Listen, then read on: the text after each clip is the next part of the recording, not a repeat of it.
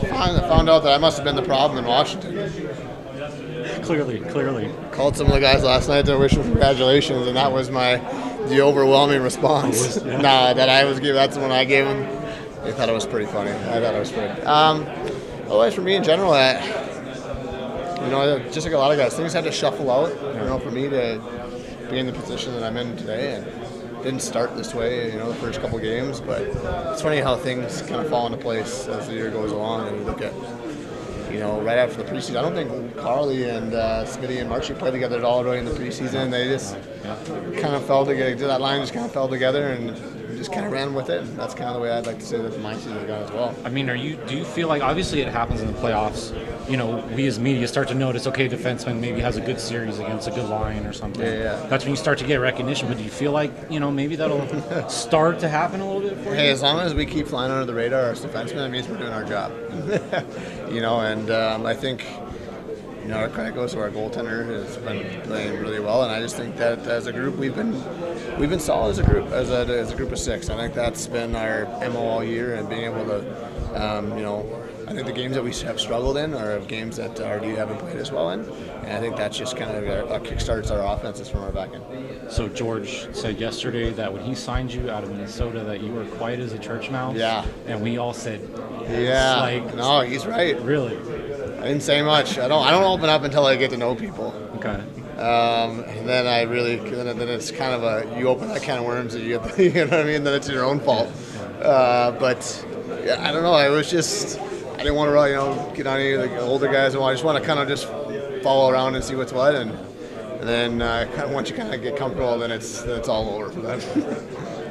For all this talk about a next man up mentality, have you ever been a part of a team that has been so deep and has had this capability for a guy like Brian Reaves or Lucas Spiza to just step in and really play great games? Yeah, it's just a seamless transition, and that's what's been, I think, so cool about our group all year is that we've had that ability to, someone goes down, a guy comes in, and there really isn't a transition period. It's just pop in and be ready to rock, and I think that's something that's goes to show you about our group. I mean, anything. I mean, guys play up and down in the lineup, anywhere in the lineup, and that's just something you can't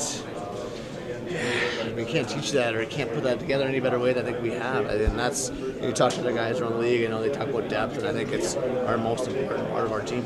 What is coach doing, or maybe guys in the locker room, to really help that transition? Where, like you said, there is no transition. They're just making an effortless thing. I mean, what's going on in here that maybe doesn't happen in other places? I just think it's the guys in the room. They just, there's no changes. There's no getting to the guy in his head. It's business as usual.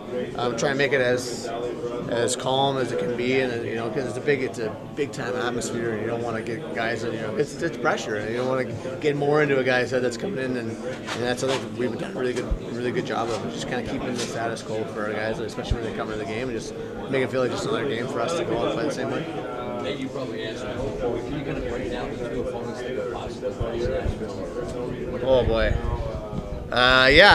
Two very similar teams. Two teams that have defensemen like to get up and play, good goaltenders, and big, strong, physical forwards. And I think that's, you got your work cut out for you for whoever you face. I think it should be a great game on Thursday. I think at Game 7, and we're excited the opportunity for either team. I assume that both those teams are probably as quick as the Knights, at least close. Yeah, a lot of speed on both teams. A lot of speed there. Like I said, mimics our game a lot. A lot of defensemen on both sides like to get up in the rush, just like ours do. And I think it's going to be, like I said, it's a very similar matchup. Both teams are both very good, and like I said, we'll be ready for either one. He hasn't played yet, but what have you seen from him kind of still in the locker room here in these playoffs?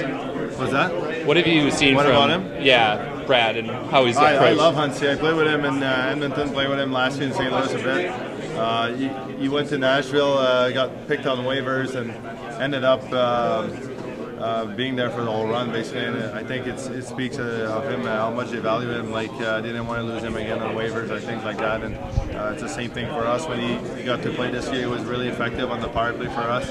He moves the puck well, and he's one of the better teammates we have in the room. He's happy for everyone's success, and we pull for him.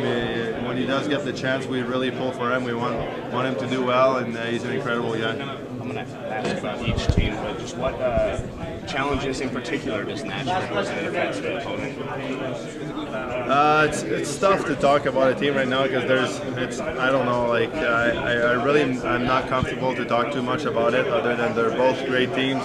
I think that Nashville is really balanced forward wise, and their top four D-man is really good. And I guess it's pretty similar to the Jets. Their forward lineup is really good, and I think we played well against both teams at times this year, and it's going to be a good matchup regardless. You give the team a lift and improve it. Well, it's been everybody that's come in and out of the lineup. They've helped, and that's the depth of the team. And you need that in playoffs because you're going to have injuries. You're going to have times where you just got to shake things up, and the guys who are out have to be ready to play, and the guys who are coming out have to be ready to get back in. Did you have a sense, though, going into the postseason that this kind of quality depth existed? I mean, you can tell during the regular season sometimes, but as you know, playoff hockey is so different. Yeah, well, this team's been, had a lot of banged up bodies all season, and they're still on top of the league. So, anytime you're playing that well with guys who are out of the lineup with big injuries, obviously you have some good depth, and it's nice to see that we're healthy coming into the playoffs. It seems like it's a big reason why this team is still playing. The depth. Absolutely, you need it in the playoffs. It's tough making a run when you don't have that. Thanks, Richie. Coach Gallant, it seems as if every button that he's pushed has been like the right button, like almost like the Wizard of Oz behind the thing. Like he's putting in guys that haven't played like you. There's been a ton of guys who haven't actually played a whole ton. As soon as they get in, you guys do work. I mean, what does it say about him and how well he knows you guys as a team? Well, he knows the team, he knows the players, he knows how to handle us. He's obviously doing a good job. He's done a good job all season. It's an expansion team with a lot of young guys that don't have a lot of playoff experience, and here we are in the third round. So obviously, something's going right. And then for you, I mean, the fact that the professionalism that you showed, I mean, to not play the entire playoffs. I'll take credit seeing our one-on-one interviews and when they got you. But I mean, like to not play the entire playoffs and to stay ready and to perform the way that you performed in that game. And what does that say about you as a player? Well, I mean, I don't think it says anything. I think that's just me doing my job. I've been through it for 7 years, and I went through it a year where I got scratched in the playoffs, and maybe it wasn't the best teammate, and I learned from it, and that kind of stuff you don't need around the locker room. So I made sure that I wasn't doing that. I made sure I was a good teammate to everybody and staying ready, and I knew an opportunity was going to come, and when it came, I had to be ready. And the next obvious question is just how difficult is that? You know what I mean? Like to sit and wait and to be ready and to perform like that. Yeah, it's tough, but we have some good guys that aren't playing, so we have a lot of fun on and off the ice. When we're on the ice, we work, but we have a lot of fun. In between periods, we have a lot of fun. On the road, we play cards. You keep your mind on and off it at certain times, but it's definitely a lot to do with the guys that aren't playing. You talk about doing your job, and you look at the game that you had in Game 6. Could you have done your job in that game any better? Could have scored. Yeah. Could have buried a couple opportunities, I guess. Yeah. I mean, I thought our line played well. I thought we took care of our end, and I thought we were in the offensive zone, and we stole a lot of good shifts from their top lines when they came out against us. So it definitely just wasn't me. It was Belly and Carby did a great job too. And you talk about the fourth line playing well in that game. How much confidence do you guys get when Gerard Gallant has the ability to put you out there in the third period, protecting the lead? Well, it's huge. You need your top guys fresh, just in case something happens. Playoffs are crazy, and teams can come back, and to be able to roll four lines deep into the third period and then have those top guys fresh is a big advantage. Looking at the two potential teams you might face, Winnipeg or Nashville, is there a matchup that you think suits the Vegas Golden Knights any better?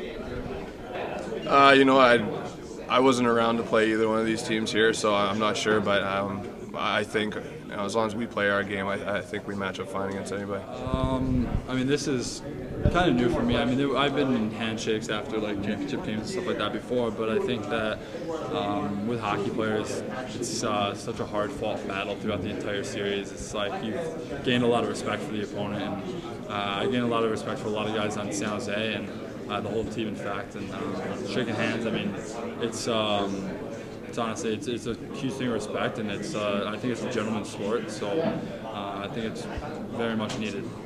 Thanks, Al. One of the things you told me earlier in the playoffs is you just want to contribute. You did a pretty good job of contributing in that San Jose series, but how much confidence does it give you when coach puts you in second line, third line? It doesn't matter. You're making things happen out there.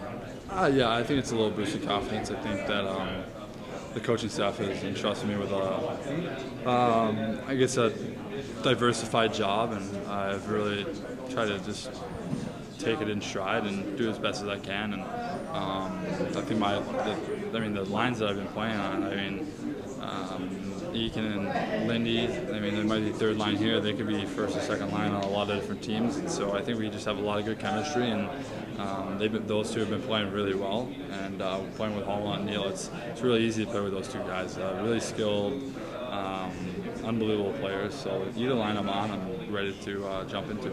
That goal you scored on Friday night, it was really like a classic Golden Knights goal. I mean, Oscar with the stretch pass through the neutral zone to Cody. Cody just basically, I call it a touchdown pass to you. You hit it out of the air. Could you just break down that play for us? Yeah, I mean, started with Flower making a save, and the puck popped up, and luckily the San Jose guy didn't see it sitting behind him, and I was able to hit it to Lindbergh, and he made a good play to hit me in stride through the neutral zone, and I just gave it to Cody and drove the net, and Cody made an unbelievable pass. I pretty much put my stick there. I didn't do too much besides skate. No, it was an unbelievable pass, and I watched it a couple times, and I was still in awe how smooth it was. At what point in the season did you have to say, all right, we're not a good story, we're a really good team? I mean, because it seemed like maybe until mid-season people say, oh, this is just a good story, but all season long you guys have really believed that you're a good team. So at what point did you guys actually start to believe that? I think you said, I think all season long, I think coming into camp we knew we had a lot of good guys. We had James Neal, David Perron, Andre Fleury, Marchessault scored 30-plus goals last year, and guys, there's a ton of guys that have scored 20-plus goals, and then you start having guys like Willa Carlson and Eric Holla have breakout years, and it was pretty special, and I'm just glad to be a part of it, and honestly I thought we had the confidence to do great things all year long. All right. Thanks, man.